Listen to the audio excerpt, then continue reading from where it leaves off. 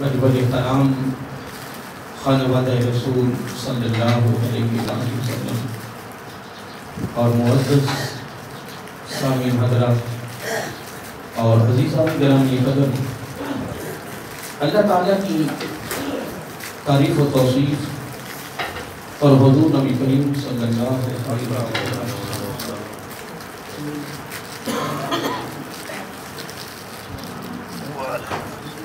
بارگاہ عالیہ مقدسہ میں نذران درود و سلام خالق کائنات کا بے پایہ کرم ہے، اس کی خصوصی مہربانی ہے، اس نے ہم سب کو اپنے پیارے محبوب علیہ السلام حکومت اندر پیدا فرمایا، اور خالق کائنات کا ہمارے پر خصوصی احسان ہے، اس نے اپنی توفیق اور اپنے محبوب علیہ السلام کے توسط سے ایمان جیسی عظیم الشان نعمت سے مالا مال فرمایا۔ حضرات محترم، میری اور آپ کی خوش نصیبی ہے، لیکن اس میں شک بھی نہیں ہے، یہ بہت بڑا کرم اس کا فضل، اس کی مہربانی ہے کہ وہ ہمیں ہفتہ وار آقا علیہ السلام کے آل کے عظیم شہزادوں کی بارگاہ میں حاضری کا موقع دے رہا ہے۔ اللہ تعالیٰ کی بارگاہ میں استدعا ہے کہ اللہ تعالیٰ ان عظیم شہزادوں کی بارگاہ میں ہمیں موت عطا فرمائے، اور ان کی محبت میں، ان کی اتباع میں، ان کے پیار میں، ان کی نسبت و ارادت میں یقیناً دوستوں پھر اس میں شک بھی نہیں ہے کہ جو میرا آقا علیہ السلام نے فرمایا جعل المرء مع من احب الیہ، اس کے ساتھ تمہاری دنیا میں محبت ہوگی، قیامت کو اسی کا ساتھ ملے گا جب اتباع کی صورت میں جس طرح ان کی سیرت، ان کا کردار، ان کی زندگی خوبصورت گزری ہے، اس صورت میں جب ہم ان کے ساتھ محبت کا رشتہ جوڑیں گے نسبت و ارادت کی صورت میں، تو یقیناً الحمدللہ تیرے اور میرے آقا علیہ السلام نے یہ گارنٹی اور ضمانت دے رکھی ہے کہ قیامت کے دن بھی اسی کا ساتھ ملے گا جس کے ساتھ تمہاری دنیا میں محبت ہوگی۔ تو دوستو دیکھیں، ہم آج اتوار کو بھی حاضری دے رہے ہیں، اس سے ہٹ کے بھی الحمدللہ جس طرح سالانہ عرس مبارک ہوا ہے اس میں بھی ہماری حاضری ہوئی، اور اس کے علاوہ الحمدللہ گاہے بگائے جب کسی کا دل کرتا ہے، کوئی غمزدہ ہوتا ہے، کوئی پریشان ہوتا ہے، پریشانی آتی ہے، تو وہ جب ان عظیم ہستیوں کی بارگاہ میں آتا ہے نا، حاضری دیتا ہے، اس کا غم دور ہو جاتا ہے، اس کی پریشانی دور ہو جاتی ہے۔ لیکن یقین ہے، یقین جو ہے نا کہ پہلی شرط ہے، جب وہ یقین کے ساتھ آتا ہے، اس کا یقین پختہ ہے، اس کا یقین مضبوط ہے، اس کا یقین استوار ہے کہ جب میں ان عظیم ہستیوں کی بارگاہ میں حاضری دوں گا تو میری مصیبت بھی دور ہوگی، پریشانی بھی دور ہوگی، میرا غم بھی دور ہوگا، میری حاجت پوری ہوگی۔ ہاں اگر اس میں کوئی اگر درمیان میں فرق آیا کہ نہیں ہو سکا تو پریشان پھر بھی نہیں ہونا، کیونکہ لا یخلو فعل الحکیم عن الحکمت، اللہ تعالیٰ کا کوئی فعل بھی حکمت سے خالی نہیں ہے، ہر کام ایک حکمت ہے، راز ہے۔ اگر اس میں کوئی دیر ہے، اس میں اگر کام لیٹ ہو رہا ہے نا، اس میں بھی بندے کا امتحان ہے نا، بندے کو آزمایا جا رہا ہے نا، بندے کو آزمایا جا رہا ہے۔ اگر اس کی دعا تب قبول ہوئی ہے نا، بندے کا یقین پختہ کیا جا رہا ہے۔ اگر اس میں تھوڑی سی لچک آئی ہے نا، تو یہ اس کا امتحان ہے، اس کی طلب دیکھی جا رہی ہے، اس کی خواہش دیکھی جاتی ہے، اس کے دل میں طلب کتنی ہے، اس کی طلب بڑھائی جا رہی ہے، وہ طلب بصورت محبت، وہ طلب بصورت عشق، وہ طلب بصورت نسبت و ارادت، اس میں اضافہ ہوتا ہے۔ اس لیے محترم دعا کیا کرے کہ اللہ تعالیٰ ہم سب کو ان عظیم ہستیوں کی خوبصورت زندگی کے مطابق زندگی بسر کرنے کی توفیق عطا فرمائے۔ شوال معظم کا مہینہ الحمدللہ جاری و ساری ہے، تو جتنی اتوار ہیں انشاءاللہ اس میں مختلف، کیونکہ ٹائم تھوڑا ہوتا ہے، تو انشاءاللہ عزیز میں آقا علیہ السلام کی ایک سنت ہے، اس کے مطابق میں اپنی گفتگو کا آغاز کر رہا ہوں۔ جتنے بھی اتوار آئیں گے رمضان مبارک سے قبل، اس میں انشاءاللہ ہم موضوع کا نام رکھا ہے استقبال رمضان مبارک بصورت سنت مصطفیٰ صلی اللہ علیہ وآلہ وسلم۔ تو کہ میں نے حدیث پاک میں پڑھا ہے، حضرت سلمان فارسی رضی اللہ تعالیٰ ہم اس کے راوی ہیں، وہ جو عربی کا مکمل خطبہ ہے انشاءاللہ جو اللہ تعالیٰ نے دیا، وہ انشاءاللہ اس کو بھی انشاءاللہ شروع کرتے ہیں۔ تو آج کی گفتگو میں اس مہینے کی مناسبت سے 2 باتیں بڑی خاص ہیں۔ تو میں درس کر رہا تھا کہ میں پڑھ رہا تھا کہ آقا علیہ السلام نے رمضان مبارک کے آنے سے قبل، آنے سے پہلے، آپ کی آمد سے پہلے آقا علیہ السلام نے رمضان مبارک کے فضائل و مناقب بیان کیے، اپنے غلاموں کو تیار کیا، اپنے غلاموں کے دلوں میں یعنی محبت پیدا کی، ذہن بنایا، رمضان شریف کے بارے میں میرا آپ بڑی خوبصورت گفتگو کی. یوں سمجھ لیں آج شمال معظم کی 6 تاریخ ہے. کتنی ہے؟ 6. مثلا آپ یہاں سے فارغ ہوتے ہیں، گھر جاتے ہیں یا راستے میں کوئی دوست ملتا ہے، اگر آپ اس کو کہتے ہیں نا کہ جناب آپ کو پتہ ہے، وہ کہتے ہیں کیا؟ الحمدللہ ثم الحمدللہ، ان قریب ہمارے پاس اللہ تعالیٰ کی طرف سے ایک خوبصورت مہمان آ رہا ہے، رمضان مبارک کی صورت میں آ رہا ہے یا آنے والا ہے. پر اتنی بات کرنے پر آقا علیہ السلام کی ادا ہوگی. اس ادا پر فَلَوْ أَجْرٌ مِئَةُ شَهِيدًا، تیرے نام احباب میں 100 شہیدوں کا ثواب لکھ دیا جائے. مثلا آپ گھر جاتے ہیں، باتوں پہ غور کریں، مثلا میں گھر جاتا ہوں، آپ گھر جاتے ہیں، نہ کسی کو کہیں، اپنے گھر والوں کو، بیوی ہیں، بچے بہن بھائی ہیں، والدین ہیں، جب ان کو غلط کریں تو اس طرح عرض کر دیں. آگے خاص ابھی جملے آئیں گے انشاءاللہ. میں ابتدا میں صرف ایک جملہ آپ کو دے رہا ہوں کہ اگر آپ پورے شعبان معظم کے پروگرام جاری رکھیں گے، الحمدللہ اگر دن میں 10 آدمیوں کو آپ نے کہا ہے نا، کتنے کو؟ 10 کو کہا ہے نا، تو 1000 شہیدوں کا ثواب کے نامہ اعمال میں لکھ دیا گیا. کیا کمال نہیں یار؟ اس کے خزانے میں کوئی کمی نہیں آتی. اس کا فائدہ یہ ہوگا کہ ہم بھی رمضان شریف کے لیے تیار ہو جائیں گے، ہمارے دل میں اور محبت پیدا ہوگی، ہمارے دل میں اور طلب پیدا ہوگی، ہمارا تعلق رمضان مبارک سے جڑے گا. پھر رمضان شریف کی تیاری کریں گے، پھر دن رات ہم تیاری میں لگے رہیں گے. پھر اپنے دوست احباب کو، اپنے گھر والوں کو، اپنے اہل محلہ کو، اہل رشتہ داروں کو جس سے ملاقات ہو، بس آپ نے پورا شمال معظم یہ پروگرام جاری رکھنا ہے. آقا علیہ السلام کی آل کے شہدادوں کی بارگاہ سے آج آپ کو ہفتہ وار پروگرام سے خوبصورت ہیرا آپ کے دامن میں آ چکا ہے. کنجوسی نہیں کرنی، بخیلی نہیں کرنی، اس ہیرے کو تازہ آگے پہنچا دینا ہے. پھر آپ کے اس ہیرے کے دل پر جو جو لگتا گیا، آگے لوگوں کو رمضان شریف کی آمد کے بارے میں بتاتا گیا، الحمدللہ ثواب اس کو بھی ملتا رہے گا، ثواب تجھے بھی ملتا رہے گا. ان دال علی الخیر کفائلہ، نیکی کی راہ بتانے والے کو اتنا ہی ثواب ہے جتنا کہ نیکی کرنے والے کو ثواب ہے. یہ جملہ میں نے ابتدا میں آپ کو سردے ثواب نے یاد رکھنا ہے.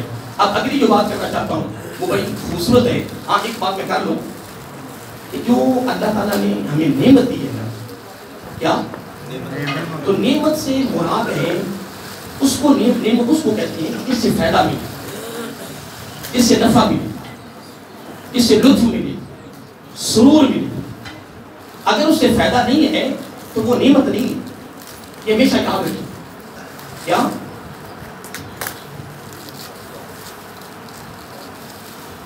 جس نعمت جس چیز سے فائدہ نہ پہنچے وہ نعمت نہیں ہے.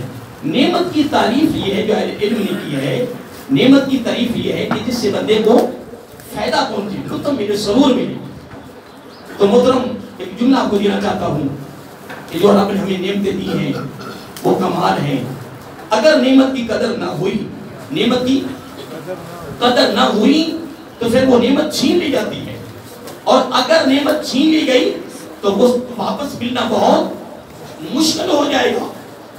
اس لیے میں اور آپ ہم نے اپنی پوری زندگی اللہ تعالیٰ کی دی جتنی نعمتیں ہیں ہم نے اس پر الحمدللہ کیا کرنا ہے؟ شکر ادا کرنا ہے، اس کی قدر کرنی ہے. کیا کرنی ہے؟ یہ جملہ یاد رکھ لینا. اللہ تعالیٰ کی ہر نعمت کی ہم نے کیا کرنی ہے؟ قدر کرنی ہے. جب قدر کریں گے تو یہی شکریہ ادا ہوگا. تو جب شکریہ ادا ہوگا تو ان شکرتم لازیدنکم. اگر کوئی کہے کہ یہ رزق میں برکت نہیں ہے، ایک جملہ اور آپ کو دینا چاہتا ہوں قرآن کی صورت میں.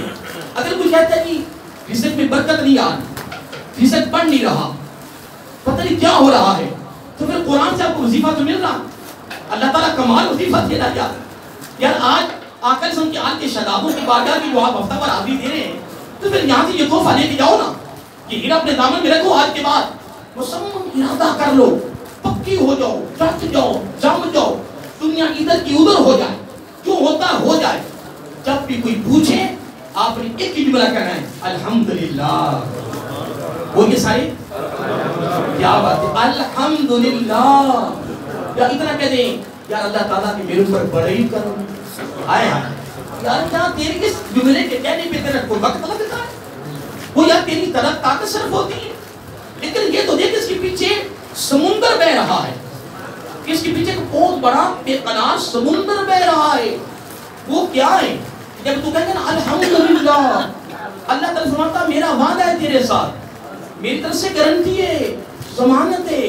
باری تعالیٰ کیا فرمایا؟ تو نے کہا الحمدللہ، تو نے میرا شکر ادا کرنا ہے. تو میں نعمت تو میری ہے نا، نعمت آپ کی ہے نا، بولیے نا. اللہ فرماتا نعمت تو میری ہے نا، تو استعمال کر رہا ہے نا، فائدہ تو یہ پہنچ رہا ہے نا. نعمت میری ہے، تیری نہیں ہے، میں نے دی ہے. پر تو نے کام کیا کہ جب تجھے اس سے لطف ملا، جب سرور ملا، مثلا پیاس لگی شدت کی، تو نے پانی پیا نا، تو جب پانی اندر گیا تو کیا ہوتا ہے بھلا؟ جب ہونا بولیے نا، جب شدت کی پیاس لگی ہو، بندہ کرو میں گیا، تو جب پانی اس کے اندر جاتا ہے، پھر پانی بھی ٹھنڈا ہو، پھر میٹھا ہو، جب اس کے اندر جاتا ہے نا، تو پھر اس سے پوچھو نا، اس سے پوچھو کہ تیری کیفیت پانی اندر جانے سے قبل تیری کیفیت کیا تھی، اور پانی جب اندر کو اس کے بعد پھر تیری کیفیت کیا ہے. بڑی شدت کی بھوک لگی ہوئی تھی، پھر جب تمہیں کھانا ملا، پھر تو نے پیٹ بھر کے کھانا کھایا، سیر ہو کے کھانا کھایا، تو یہ تو اس سے پوچھو نا اس کی کیفیت کیا ہے. خدا کی قسم وہ ضرور کہے گا یار کیا بات، لطف آ گیا یار، بڑا سرور آیا ہے. تو رب کہتے ہیں کام تو کر. اے باری تعالیٰ وہ کیا؟ فرمایا میرے شکر تو ادا کر. کیا میرے شکر ادا کر. اب میں آپ کو وظیفہ اس کو کہہ رہا ہوں، اس کا یہ وظیفہ ہے اللہ تعالیٰ خود دے رہا ہے. فرمایا ان شکرتم لازیدنکم، جب تم میری نعمت کے استعمال پر، جب تمہیں لطف، سرور، سکون، آسانی جب تمہیں ہوگی، پھر کیا کریں؟ میرے شکر ادا کر. مولا پھر ہوگا کیا؟ اللہ تعالیٰ فرماتا ہے میں تیرے ساتھ وعدہ کر رہا ہوں لازیدنکم، جو شکر ادا کرتا جائے گا میں اس میں اضافہ کرتا جاؤں گا. یہ حال ہے. چلو آپ ماشاءاللہ سارے اہل علم بیٹھے ہیں، سرکار کا خاندان بھی ماشاءاللہ تشریف فرما ہے. مجھے یہ بتاؤ اس سے بڑا کوئی وظیفہ ہے؟ بولیے اس سے بڑا کوئی وظیفہ ہے؟ کمال نہیں. تو پھر اگر نماز کی طرف آ جائیں، اکثر شاہ صاحب جو وہ نماز پر گفتگو کرتے رہتے ہیں، کیونکہ اگر حقیقت میں دیکھا جائے تو دین کا جو مغز ہے وہ ہے نماز. خدا کی قسم اللہ تعالیٰ کے بعد سب سے اعلیٰ نمازی، بدترین بے نمازی. تو پھر الحمدللہ جب تو نماز کی صورت میں رب کی بارگاہ میں شکر ادا کرتا ہے تو میرا آقا علیہ السلام کی حدیث پاک ہے کہ پھر جب تو نماز پڑھتا ہے تو خود بخود تیرے رزق میں اضافہ ہوتا جائے گا. تیرے رزق میں، تیری عمر میں، تیرے گھر میں، تیرے کاروبار میں. یار کیا ہو گیا یار؟ جو آقا علیہ السلام نے، اب جملے پہ غور کرنے میں کچھ کہنے لگا ہوں، جو آقا علیہ السلام نے وہ بھی نہیں کرنا، جو خالق کائنات نے فرمایا وہ بھی نہیں کرنا. تو کبھی کسی پر سرکار تیری مہربانی حضرت صاحب کی طبیعت تیار کر دو، میرا کاروبار نہیں چل رہا جی، میرے گھر میں یہ ہو گیا جی، تو اس میں اللہ معاف کر کوئی اعتراض نہیں کر رہا. آپ کسی اللہ والے کے پاس جاؤ، دعا کرواؤ، دعا کروانی ہے. دعا کروانا میرا آقا کا حکم بھی ہے، سنت بھی ہے. دو صحابہ کو ویس کرنی میں بارکہ میں دعا نہیں بھیجا، کرواؤ. لیکن آگے لٹیرے بیٹھے ہوئے تھی، جب اس کے بعد جانا نا، جب کہنا نہیں کچھ میرے گھر میں کچھ ہو گیا، اس نے کہنا بات تیری خیر نہیں، تو کیا ادھر نہ جاؤ، آؤ. آج اس عظیم آقا کے آپ کی شہادتوں کی بارگاہ میں حاضری کے موقع میں جملہ سن لو نا. میرے آقا علیہ الصلوۃ والسلام فرمایا پریشان نہیں ہونا، پریشان نہیں ہونا. تو نے رب کی بارگاہ میں جھکتے رہنا ہے اور ہر تیری ضرورت کو رب نے پورے کرتے جانا. سبحان اللہ، کیا بات. نمبر 1. نمبر 2، اللہ تعالیٰ کیا فرما رہا ہے؟ فرمایا تم سے کام کرنا ہے. باری تعالیٰ وہ کیا فرمایا؟ تو نے ہر وقت، ہر لمحہ، ہر گھڑی، ہر حال میں تو میرا شکر ادا کرنا ہے. باری تعالیٰ میرے ہوگا کیا؟ فرمایا پھر زندگی میں کمی نہیں آئے. اللہ اکبر. کیا مجھے یہ بتاؤ کہ کہیں جانے کی ضرورت پڑے گی؟ بولیے نا. تو پھر لوگوں کو بتاؤ نا، آج کا پیغام لوگوں کو بتاؤ اور خود بھی اپنے دامن میں رکھو، پھر اس پر عمل کرو کہ ہم نے آج کے بعد کبھی زندگی میں شکری نہیں کرنی. تو میں نے ایک جملہ پہلے کہہ دیا ہے کہ جو رب نے نعمت دی ہے نا، اس کی قدر کرو، اس کی قدر. تو جب نعمت کی قدر ہوتی ہے تو پھر اس میں اضافہ ہوتا ہے. اگر اس کی بھی قدر ہی ہوگی تو وہ چھین لی جاتی ہے، تو جب چھین لی جاتی ہے تو پھر واپس ہوتی نہیں ہے. یاد رکھ لیں. ایک جملہ میں اور دینا چاہتا ہوں، میری زبان پہ آ رہا ہے اور پہنچنے لگا آپ کے پاس. دیکھیں لوہا ہے نا، لوہا کیا؟ لوہا جب وہ آگ میں جاتا ہے، آگ کی آغوش میں جاتا ہے، لوہا جب آگ کی آغوش میں جاتا ہے تو اس کی کیفیت کیا ہوتی ہے؟ اس کی حالت کیا ہوتی ہے؟ دیکھتی دیکھتی وہ آگ بن جاتا ہے. ایسے ہی ہے لوہا جب آگ کی آغوش میں جاتا ہے نا تو دیکھتے دیکھتے وہ آگ بن جاتا ہے. اس کی رنگت، اس کی خصلت کس جیسی ہو جاتی ہے؟ میں نہیں بولنا، آپ نے بولنا، ماشاءاللہ کا نیچے بیٹھیے۔ میں پھر دوبارہ دہرانا چاہتا ہوں، جملہ بڑا خاص ہے، بڑا خاص ہیرا ہے۔ لوہا جب آگ کی آغوش میں جاتا ہے نا تو دیکھتے دیکھتے وہ آگ بن جاتا ہے، اس کی رنگت بھی آگ جیسی، اس کی خصلت بھی آگ جیسی۔ تو پھر افسوس یار، افسوس ہے خدا کی قسم کہ آج تک اللہ تعالیٰ کے ذکر کی برکت سے تیرا دل کیوں نہیں پگھلا؟ ان عظیم، میں جملے میرے پاس نہیں، خدا کی قسم میرے پاس جملے نہیں، میں کیا میں آپ کو جواب دوں، کیا کہوں آپ کو؟ یار ان عظیم ہستیوں کی بارگاہ میں، جنہوں نے عظیم ہستیوں کو دیکھا ہے نا، جنہوں نے ان کی زیارت کی ہے نا، جو ان کے ساتھ بیٹھے ہیں، اٹھے ہیں، رہے ہیں ان کے ساتھ، خدا کی قسم وہ ضرور کہیں گے کہ ان کی ایک ایک ادا اپنے نانے جیسی تھی، ان کی کوئی ادا اپنے نانے کی ادا سے بغیر نہ تھی۔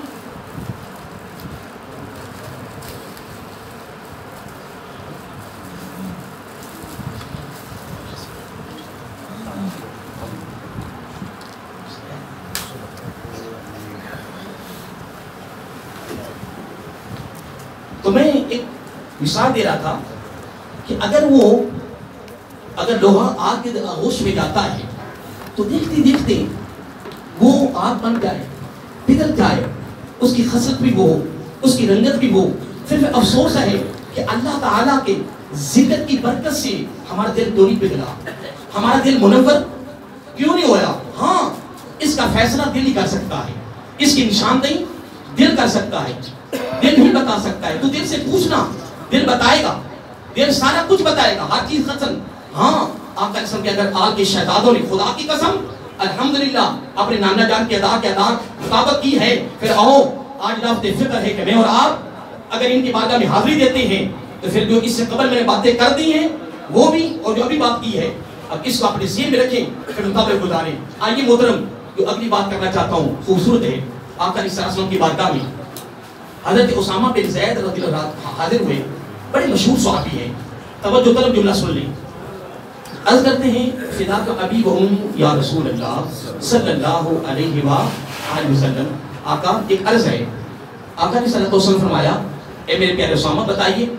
عرض کرتے ہیں کہ میرے آقا صلی اللہ علیہ وسلم جتنے روزے آپ کثرت سے رمضان شریف رکھتے ہیں نا، کتنے جس طرح آپ رمضان شریف کے کثرت سے روزے رکھتے ہیں نا، اس طرح میں نے آپ کو کسی مہینے میں روزے نہیں رکھتے دیکھا سوائے شعبان موسم کے، سوائے، یعنی جملے میں آپ غور کریں کہ آقا صلی اللہ علیہ وسلم جتنے آپ روزے رمضان کے رکھتے ہیں نا کثرت سے، اس طرح میں کسی اور مہینے میں آپ کو روزے رکھتے نہیں دیکھا سوائے شعبان موسم کے۔ تو میرے آقا علیہ السلام نے ایک جملہ فرمایا کہ لوگ رجب المرجب رمضان مبارک، یہ دو جملے فرمائے، یہ زبان میں کچھ الفاظ ہیں، فرمایا رجب المرجب اور رمضان المبارک، ان دونوں کے درمیان جو مہینہ ہے نا، یغفل الناس، لوگ غفلت میں ہیں، لوگوں کو علم نہیں ہے کہ اس مہینے کی فضیلت کیا ہے، آقا کیا ہے؟ تو میرے آقا علیہ السلام نے فرمایا اس مہینے میں لوگوں کے اعمال رب کی بارگاہ میں پیش ہوتے ہیں۔ اور اس کے اگلا جملہ دوستو، آقا کے آپ کے شہزادوں کی بارگاہ کی حاضری کے موقع پر بڑا خوبصورت جملہ ہے جو زبان نبوت سے نکلا ہے، ان کے نانا جان کی زبان سے نکلا ہے، اور آپ لے کر جائیں۔ آقا علیہ السلام نے فرمایا میری خواہش ہے، اللہ اکبر، جو میرے آقا کی خواہش ہے وہ ہماری ہونی چاہیے۔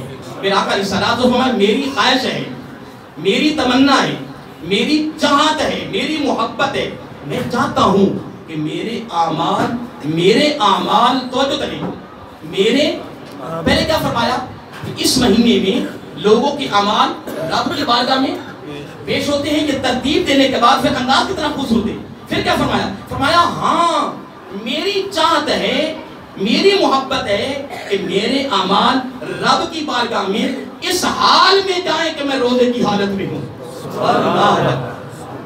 بس آخری جملہ آپ کو دے کر پھر انشاءاللہ، کیونکہ جو میں نے موضوع شروع کیا ہے وہ اس میں نے رمضان مبارک استقبال کے والے شروع کیا ہے، اور آخر میں پھر کچھ جملے کو دہراؤں گا جو میں نے ابتدا میں کہا تھا۔ ایک بات چھوٹی سی کر کے اس کو آپ کو اجازت چاہتا ہوں حضور نبی کریم صلی اللہ علیہ وآلہ وسلم کا فرمان علی شان ہے کہ اللہ تعالیٰ نے ایک فرشتہ پیدا کیا ہے. کیا؟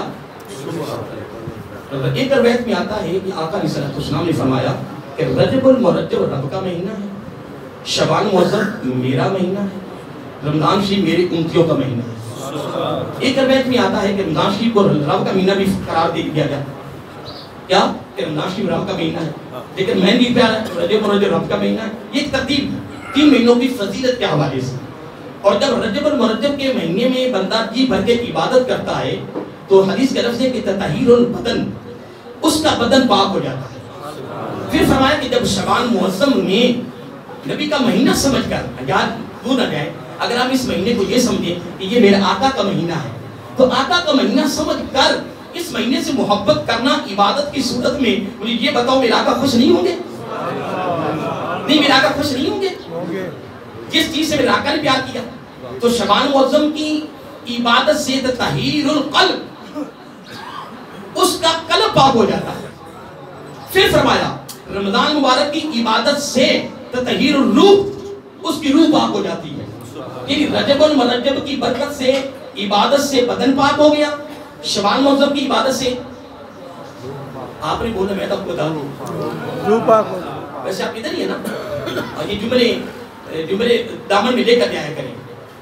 آپ خوش نصیب ہیں، خدا کی قسم آپ کن ہستیوں کی بارگاہ میں بیٹھے ہو، اپنی قسمت پہ ناز کرو.